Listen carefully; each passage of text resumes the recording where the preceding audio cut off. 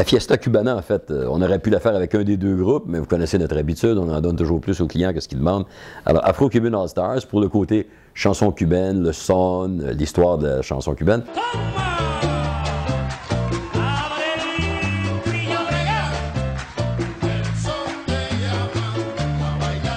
Et Los Van Van, après, qui fait partie de cette histoire, mais qui à lui-même en est tout un pan. Los Van Van, c'est le meilleur band de Cuba.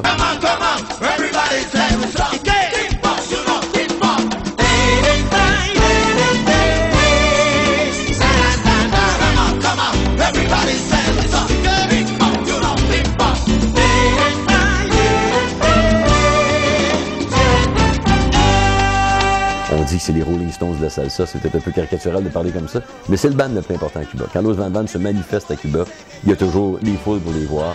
C'est un symbole national là-bas. Ils arrivent direct de Cuba, 48 heures avant le show, ils retournent à Cuba. On ne peut pas faire plus authentiquement cubain que ces deux groupes-là sur le même show ce soir. Like the story of life, oh, the story of your life is hello and goodbye, oh goodbye. On sait que Ben Harper à Montréal a grandi au Festival de Jazz. On avait mis en première partie de Colin James il y a longtemps au Spectrum. Après ça, lui-même a accueilli Jesse Cook dans sa première partie au Spectrum. Donc, il y a une espèce de filiation entre entre Ben Harper et le Festival de Jazz, une certaine fidélité. Il a accompagné beaucoup de nos développements, on l'a mis un peu partout dans tous nos théâtres. Il a joué au Metropolis souvent, il a joué au Spectrum, on l'a fait au Centre Molson à l'époque. Il est venu même à Oshiaga il y a quelques années. Mais là, cette fois-ci, retour à la maison pour lui, au Festival de Jazz.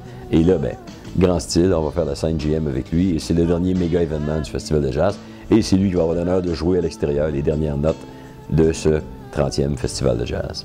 Merci, Ben Harper.